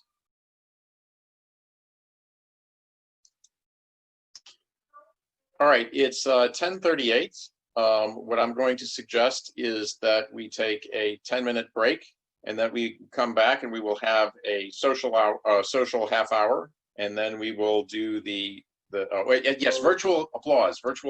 Thank you, Eric. All right, I think 3 seconds have expired. All right. Participants have jumped back up. So the next and final part of our content is the lightning talks. And we have 3 lightning talks registered. We have Roland Haas, Yufeng Liu, and Haley McPherson. So Roland, you're up first. You can start when you're ready. Okay, give me a second. Let me see if I can share my screen. There we go. Thanks for having me. So I think, so I thought I'd give a very quick lightning talk to give an update on this code power that we had suggested to be included in the Einstein Toolkit, and that there were some questions about. So I just want to give a very quick recap what it is and what it does, and why we would like to include it. So power stands for Python Open Source Waveform Extractor. So it's a little bit of a contrived acronym. And it's essentially a small Python script to process numerical relativity simulations. That was developed originally by students here, and I'm listing all the students that are involved in the project here. So it's about, I think, 6 students that have worked on this over the time, plus myself and Eli Huerta, who kind of provide a little bit of oversight. And it is essentially a package that started in a while. We already had a presentation on power in 2017 where Daniel Johnson, who was the first person to work on this, gave a presentation at the Einstein Toolkit meeting at NCSA about what it could do at that one point. And basically at that point, power, and that's still some of its basic functionality, computes the gravitational wave strain at Scri+ using the multipolar Psi4 output that's existing in the Einstein Toolkit. It's a pure Python code that we wrote to have something that runs easily on clusters. It uses the fixed frequency integration method that was developed by Christian Reiswig and Dennis Polny, same way that pretty much everyone else does. And then that version used an extrapolation method to go from finite distance radii to Scri+ using just the power law decay of the Wild scalars, amplitude and phase. So that's basically the peeling theorem. And it's kind of a schematic plot on the left-hand side. So if you're measuring your amplitude, say, for the Wild scalar at a couple of different radii, which are these green dots, and then you can fit the power law to that, and of course you can extrapolate what it would look like at Scri+ at infinite distance. So that's the idea behind that. There is not much physics that goes into that other than the idea that there's some power law decay. So this, of course, is not new. All of this had been implemented before in Ian Hinder's excellent simulation tools, which are Mathematica based. And in fact, we compared our results against Ian's results. And the plot on the right-hand side is the plot that Daniel showed 3 years ago, showing that indeed there is no difference visible between what the results that power would produce and what the simulation tools would produce for, say, one of the simulations that we did at the NCSA gravity group that had some eccentricity on it, and that's why you get these oscillations in the amplitude. So all of this seemed to work, and that's what worked 3 years ago. Now what we have in 2020 is that we extended this tool a little bit, various ways, so various student projects were involved in this. So we just made it more flexible so that it isn't tied quite so much to the way that exactly we do the simulations here. We also implemented an alternative method to extrapolate to Scri+. That's based on a post-Newtonian method developed by Hiroyuki Nakano. I'm getting his first name wrong. When he was at RIT, and that was published in 2015. And that one basically gives you a gigantic formula like the one that I'm showing here that you have to evaluate to get the value of psi4 at infinite distance given a value of psi4 at finite distance here. And then you have to take a couple of integrals over time, and there's also a time derivative somewhere in there. So that one has a bit more physics in there because this long equation here is effectively coming out of some post-Newtonian or self-force type or perturbation theory type calculation that lets you get an idea of what the wave would look like at infinite distance if you have an idea what it looks like at finite distance. So it's an alternative method to get it out. It's been used, as far as I know, by the Rochester group. So it is just a different way of doing the same thing. And it's always good to have two different methods to compare with the answers. So that's one of the new things that we have in there. The other thing that we have in there is that we extended power to do more than just a gravitational wave extraction, but we wanted to integrate it with a set of scripts that actually produces the waveforms and includes in the waveform data the metadata that describes the simulation in a unified file with a well-known format. And the format that we picked for that was the LIGO numerical relativity injection waveform format that's described in a paper by Patricia Schmidt, Harald Pfeiffer, and a couple of other people, published by LIGO here, and there's also an archive paper on that. And that basically is an HDF5-based format that has all the attributes that you would like as metadata in the HDF5 file, so that you know exactly what you're dealing with, who produced the code, what's the masses, what's the mass ratio. So this is a uniform file format rather than having just a collection of text files that every group has to come up of their own. We've also added code to compute an estimate for the eccentricity that would be present in the gravitational wave. And that's something that can measure eccentricity that's finite, not just some residual eccentricity left over from a quasi-circular inspiral, but in fact, if you have an eccentricity of 0.1 or 0.3 or so, you can still measure that and you can get some idea of what the eccentricity is. This is done by basically comparing some quantity in the numerical relativity waveform to the equivalent quantity in a post-Newtonian model based on the Enigma model that Elio Huerta here had developed. And that way you get a handle of the eccentricity that is a little bit less coordinate dependent than what you typically have. In this case now, it's something that you would correlate with a post-Newtonian idea of what eccentricity is. So it's a bit more physical and a better label for eccentricity. On the right-hand side, I'm just showing a plot of what this looks like. That's a plot that was produced by Sarah Habib, who actually implemented the method, where in orange that you can't quite see is the numerical relativity measure of the quantity. In blue is the fitted post-Newtonian answer. And then basically you take the parameters that describe that post-Newtonian waveform as the eccentricity measure that you assign to this numerical relativity waveform. Right, so that's basically it. Power is certainly not the only thing that can do something like that. There's other tools to do very similar things. Primary among them is the simulation tools by Ian Hinder, which can do the psi4 to the strain computation. It can also do extrapolation, but it's unfortunately in Mathematica only, so it's always a bit tricky to get to run on clusters. There's Wolfgang Kastaun's post-cactus tools, which unfortunately can't do the extrapolation because this typically is not so important for what he's trying to do. They are in Python only, so they're much easier to use. And then finally, there's actually something in the Einstein Toolkit. There's a tool called PyGW analysis by Christian Reiswig. There's a G missing here, which can do the computation of the strain from psi4, but it doesn't do any extrapolation yet. And that works, but it's a little bit dated maybe by now. So it would be nice to have an updated thing here. So that's kind of what we looked at, and that's why we decided to have our own. And then last slide, this is the current status. So what we currently have is we have all the bits and pieces. We have the extrapolation using the power law. We have an implementation of Nakano's method implemented by Brockton Brendel, who's a student working with us. We've got the LIGO format converter that was implemented originally by Wei Ren, and then worked on somewhat later by Robert Nagel. So now we have a pure Python code that uses all the LIGO stuff that's required. We have the eccentricity estimator that Sarah Habib worked on, which currently uses some C code that Elio had written and that then Robert translated into Python code, but it's a bit slow. Everything is available for download from here. And we have a couple of leftover work items that we need to address to make this actually feasible to include in the Einstein Toolkit. We definitely need to clean up the code.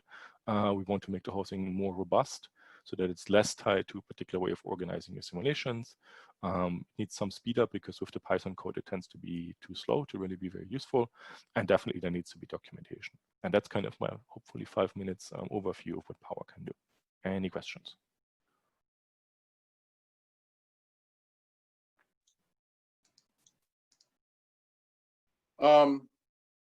That looks like a very nice tool, Roland. I'm wondering if I have a little tool that I have for Python that may or may not help you with your speed up, or we could look at it. Basically, what it is it automatically generates an interface using PyBind 11, which is a C++ interface, Python code. No, we don't want that. Well, let me finish. We don't want to compile code. Well, let me just comment, right? What you can do is you can take small routines and you can put them as C++ as the doc string of a function, and then that function is a C++ function, and you don't have to, and it just runs. So it could be that you could optimize some small number of functions with something like that. Just a thought. And if we wanted to do that, we already have a working C code, right? That compiles with just an ANSI C compiler. The point is, right, we want to keep the dependencies as minimal as possible so that this thing can actually work on the clusters. So PyBind 11 is unlikely to be there, and then linking that to a compiler. So we may consider doing something with compiled code if we have to. I think right now, the first step of optimizing this is going to figure out what data it actually needs. And right now it computes too much data and then get rid of it. The slow part is basically the post-Newtonian model contains an ODE that you need to solve. And that, of course, is much, much slower to do in Python than it was in C. Bill Gabella has a question. He says, do I recall the double integration of Psi4 has to be done carefully? Yes. And you must be doing this as simulation tools handles this correctly. So we're doing the double integral using a fixed frequency integration again. And the double integral is actually well understood because that's the same thing that you always had to do. It's a little bit trickier, say, to do the first integral that also appeared in Nakano's method because there you, in some sense, you only get one free parameter to choose. But it seems to work. But yeah, there is trickiness involved in these integrals that show up in these expressions. We have a question from Atul. Atul, go ahead. Hi, Roland. Can you just talk a little bit about what Scry Plus is? Oh, that's my question. So jargon here. So Scry Plus stands for script I, and it's future null infinity. So it's basically the point where in space-time you actually observe gravitational waves. Okay. I see. Thanks. Now it makes sense. Yeah, thanks. We have another question from Dr. Peter Diener. Peter? Yeah, so the Nakano method, as far as I understood, only need data from one radius in order to extrapolate to infinity, right? Yes. So I guess you can use different radii and then get an estimate of the error. Yes. Okay. Well, yeah. So yeah, you get an estimate for one of the errors. Yes. Yeah. Yeah. So it's complementary to the extrapolation method because it only needs one radius. Okay. Thank you.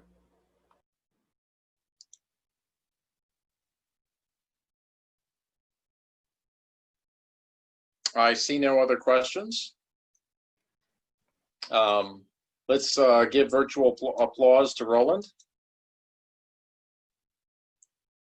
Our next speaker is Yufeng Lua, who will talk about the Data Vault simulation storage framework for the Einstein Toolkit.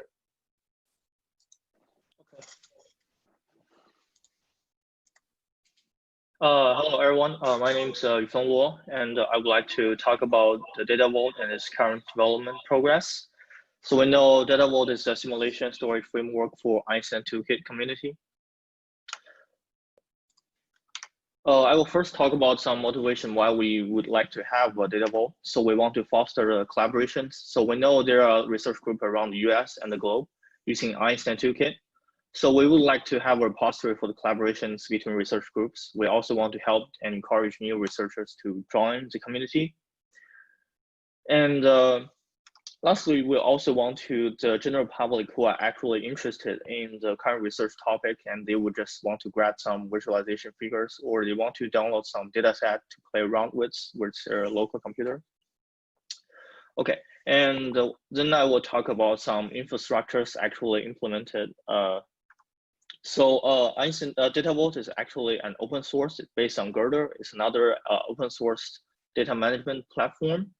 And the Girder has well documented APIs and also came with complete web interfaces. So user can easily to upload and download data set and also do other data analysis online. And all the additional functionalities are added through plugins to the Girder. So in that case, it's kind of simplified the process to add new features without changing too much of the code of Girder itself. So we also build a containerized version of Docker for easy deployment. So it's very easy to deploy on different machines and different servers. And I will talk about the functionalities of Data Vault in basically two separate components. The first one will be the data storage. So the most important thing is just we want to upload and download waveforms that user generated. And we also want to search the waveform using the metadata actually specified in the NR injection infrastructure paper, LEGO format. And then we also want to download the result together as one zip file. And then we also want to create a public and private collections with access control because sometimes user might only want to access some certain private collections before they want to release their data sets to the public. So we want to give user that ability to do so. And the RESTful APIs are also available. So if you don't want to use a GUI, you can just create your own, create just API calls to the Data Vault that will be more simplified and robust. And the second part will be some user features. So we want to register and log in with third-party accounts such as GitHub and also university and research institution credentials using the CI logons. So basically, user can use their, we can then in that case to get their users info more direct and more correct information there. And we also want the administrators to enable user registration policy. So in that case, we can keep any like bot or spam out of reach our Data Vault because in that case, they will not able to log in before they actually get approved by the administrator. So lastly, we'll also want to assign member to a group and group collections. So in that case, we can foster collaborations between the same group and also share data among them. So here I actually have a small demo here. It's basically, I think you can see here's our web interface. So let me log off first. So for register and log on, you can basically use CI logons. That's basically I talk about. And then you can just basically log in or register using your university credentials. And for also you all, I think let me try using. So after logging, you basically can see it's have some private and public data repositories. So you can see they have a data sets available. And if you actually search, for example, you just give it a lower limit and basically you have same all the data, you can just download it. And then you can just download one as a one zip file here. Okay. So some future implementations. So in futures, we want to have a waveform visualization so user can actually see the waveforms before they actually download the.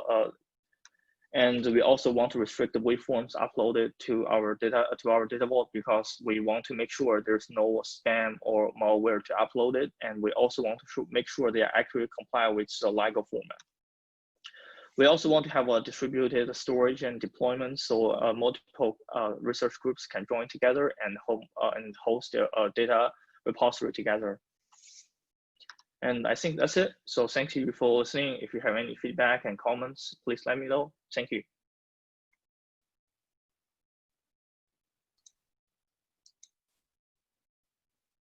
Are there any questions?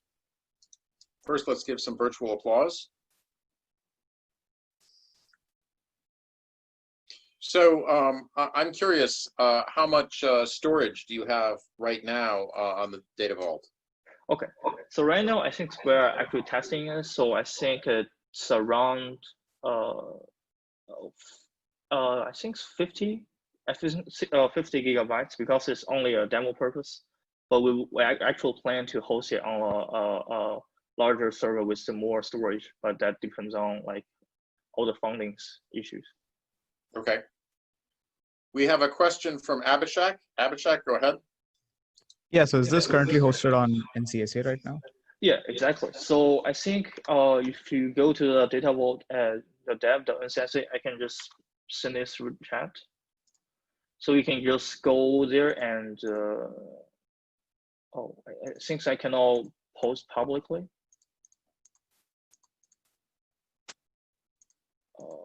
Okay, I think I somehow cannot post public, but if you can just go ahead to folder to the data vault dev.ncsa, you can basically just play around with it, and actually you can do all the functionalities I mentioned above, except any like admin controls.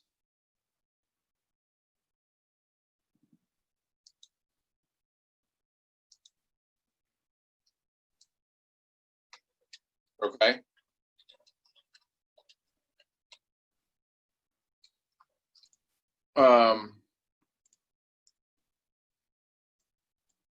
All right. Any other questions? All right. Thanks again, Yufeng. Okay. Thank you. Our last lightning talk is from Haley McPherson on cosmology with the Einstein Toolkit. Haley?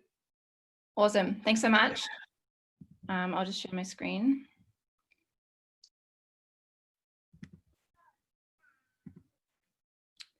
Okay, is that working? Yes. Awesome, cool. So I just wanted to say a few words, it'll be very, very quick, about the work that we've been doing to do cosmology with the Einstein Toolkit. So this is work that I started back at the start of my PhD in 2015 in Melbourne in Australia at Monash University with my supervisors Daniel Price and Paul Lasky. And it's work that I've been continuing here for the last year or so at the University of Cambridge in the CTC. So just a little bit of motivation about why we want to do cosmology. Why do we want to bother using numerical relativity to do something that's so standard, I guess, in Newtonian gravity? So basically the standard model of cosmology, lambda CDM, which some of you might know a bit about, is based on general relativity, but it's under some pretty simplifying assumptions. So these assumptions are that the universe is both homogeneous and isotropic, or the same everywhere and the same in all directions, which, you know, due to the existence of galaxies and humans and planets, we know this is not true. And the current state of the art in cosmological simulations currently use Newtonian gravity to model the nonlinear formation, the formation of nonlinear structures like galaxy clusters and filaments. And so one of the main motivations for this is that the precision of our cosmological surveys is improving to beyond the percent level. So what this means is that even tiny general relativistic effects could become measurable in these surveys as they improve in precision. And so it has long been suggested that both dark energy and dark matter can be partially or even fully explained when you adopt fully nonlinear GR. And this is something that is difficult to actually fully quantify in a framework that uses simplifying assumptions. So to actually really address these questions and see whether this is possible at all, we actually need to remove all these simplifying assumptions. And in addition to that, as these observations that we have are beginning to become more precise, there are quite a few interesting tensions between our cosmological observations and our standard model that are starting to emerge. And it has been suggested that some, if not most of these, can be explained in the context of fully nonlinear GR. So if we use numerical relativity to do cosmological simulations instead of assuming Newtonian gravity, what we can do is actually fully relax all of the assumptions in the standard model and test them. And it also gives us a really useful framework in which we can model general relativistic effects and in our cosmological surveys and make predictions for the kind of things that we might measure. So just a little history of cosmology with the Einstein Toolkit. This was first published back in 2016 by Eloisa Bentavegna and Marco Bruni. I'm sure many of you know Eloisa. So this was done using the Cosmo Toolkit thorns, or CT thorns, and it's my understanding that they are available with the Einstein Toolkit.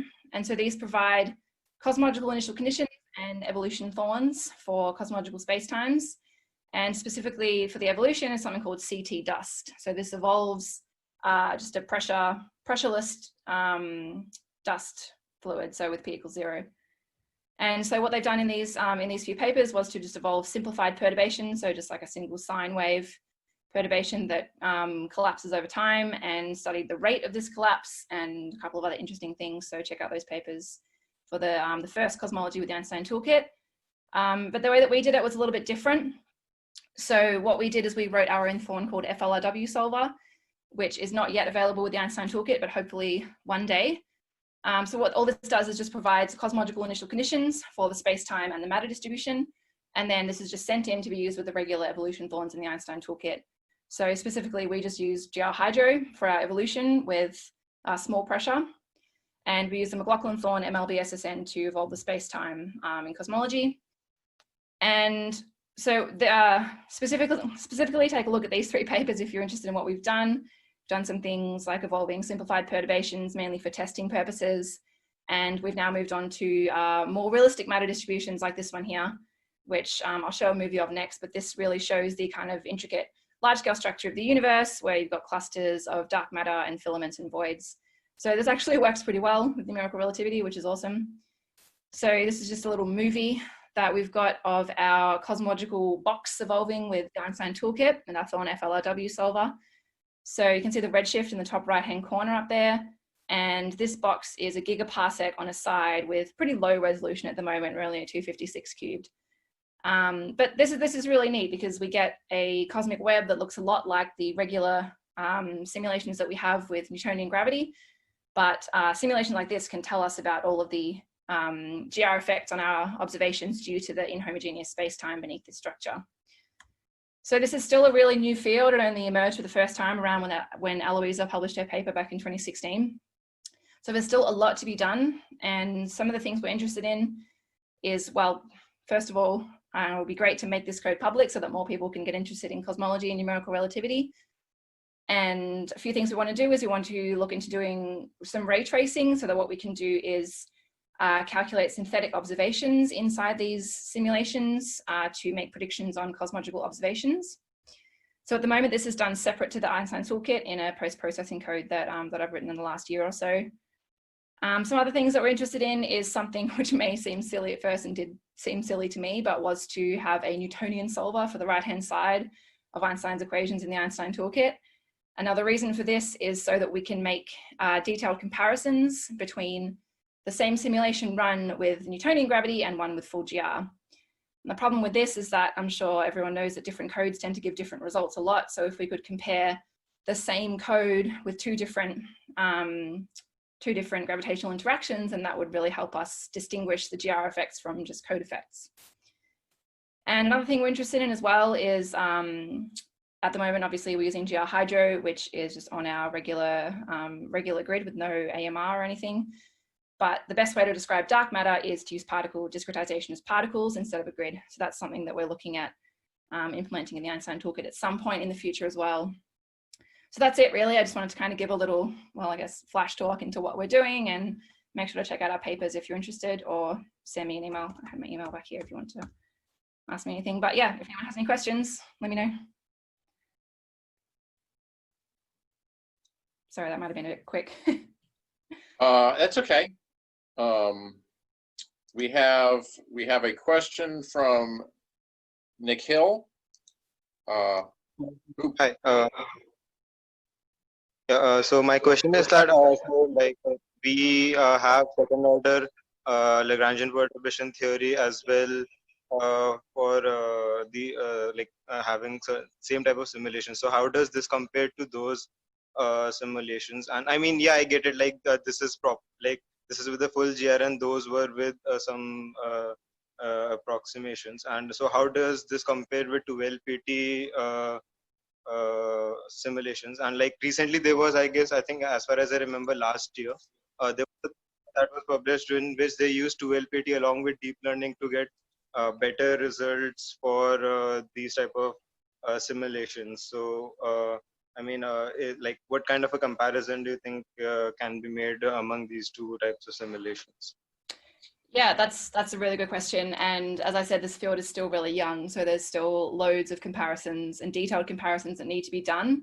But the idea is basically just to test these kind of simplifying assumptions and all of that. So one of the main things I want to say about that is that, I mean, so basically to answer your question, there hasn't been a detailed comparison yet, but this is something that we plan to do in the future. But mainly the reason that we're doing this is because things like perturbation theory, which of course are very useful, but the main assumption is that we're close to some kind of background and some FLRW background. Whereas if you consider fully nonlinear GR, your average space-time does not actually coincide with an FLRW universe. So there are questions surrounding whether the average of our universe actually coincides with an FLRW, which is kind of the base assumption of these perturbation theories. So it is definitely something that needs to be looked into in detail, but we're not quite there yet. Yeah, okay, thank you. No worries. Juan Felipe Bravo. Yes, hi. Hi, Haley. That was a great presentation. My question is, it is possible with FLRW solver to implement magnetic fields from the cosmological perturbation point of view? That's a good question. We haven't thought about that yet, but I would say because we're using GR Hydro, there would be a way to put a magnetic field in there. And the code itself is super simple. All it does is just specifies the cosmological space-time. And so it's definitely something that you could implement at some point, but it's not something we've looked into yet, no. We have another question from Manas Vishal. Yeah, hello. I'm okay. So have you heard about Gadget 2 simulations? I have done a simulation from using it. And how does the result compare from it using the large scale structure formulation and the filament formulation? Sorry, did you say Gadget 2 simulations? Yeah. Yeah, sure.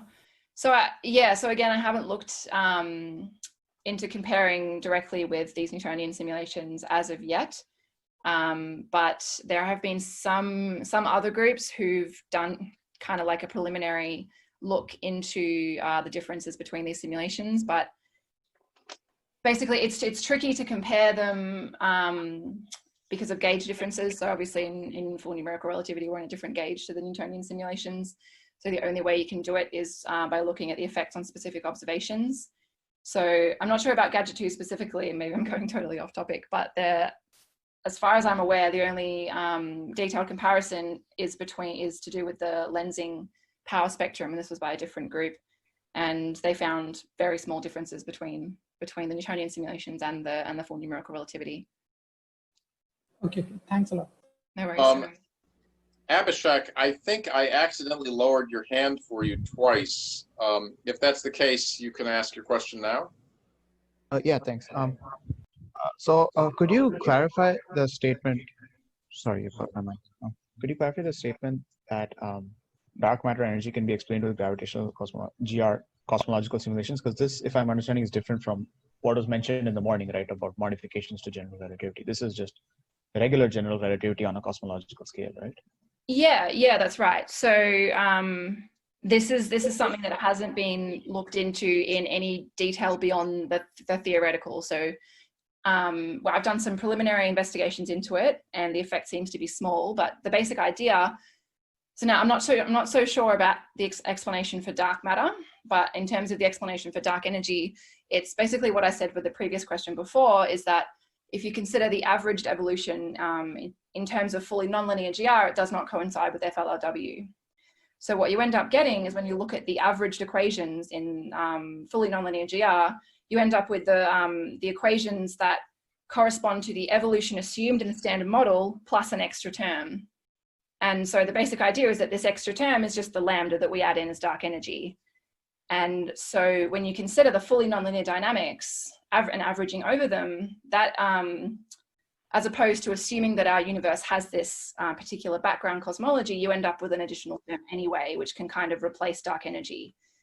So this is something that's been debated for like 40 years or something like that. And so it's not a new idea, but the only way that you can actually calculate it is by evolving the fully nonlinear matter distribution and calculating the averages.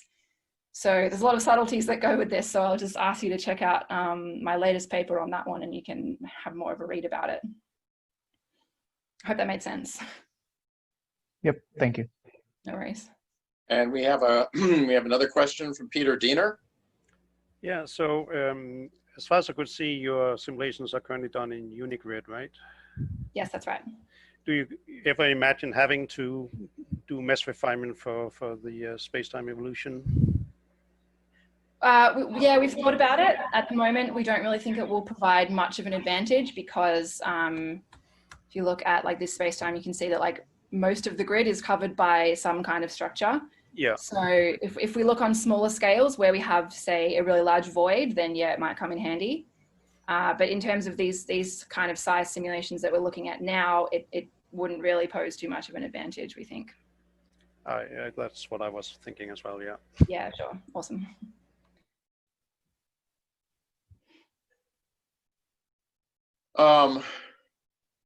Okay. Oh, we have another question. Liu Haiyang. Yeah, I have a question about, I want to know if the ray tracing you mentioned in your PowerPoint can apply to the black hole. I mean, just like the Einstein Event Horizon Telescope.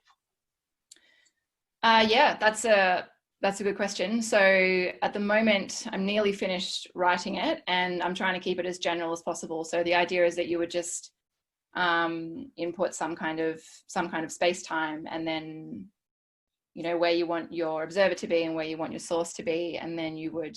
So I mean, in theory, yes, it would work for a black hole, but I don't know much about ray tracing around a black hole. I'm not sure if there's any special considerations to take into account in terms of the horizon or anything like that.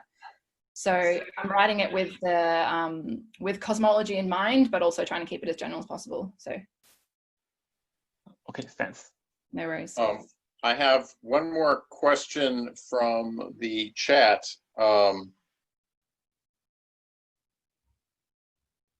It says, I want to know how many CPU hours a simulation like yours takes. That's a good question. I don't have an exact number in mind, but we ran this on a pretty low number of cores just because we couldn't really figure out the scaling too well, because at the time I was working with myself and my supervisors who are non-Einstein Toolkit experts. So it took the simulation took a couple of months, maybe one month or 2 months on of order 30 cores or something like that. So I'm not sure the exact number of hours, but it could be a lot faster. All right, I think that exhausts our questions. This is the end of the content that we have provided for this workshop. There will probably be, there will be a physical workshop at LSU sometime next year, so stay tuned for that on the Einstein Toolkit website. We will be getting videos and such of the talks today and previous days available for you. We will also be tuned in to this channel and possibly an email and so forth in case you are working on the tutorials and you have questions. But as always, we encourage you to consider joining our users call on Thursday mornings or sending your questions to our users list. Are there any final questions for this program?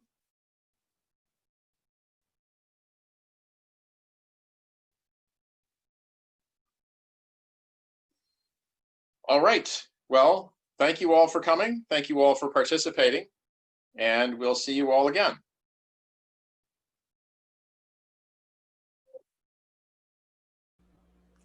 Bye. Bye. Bye. And thanks, guys.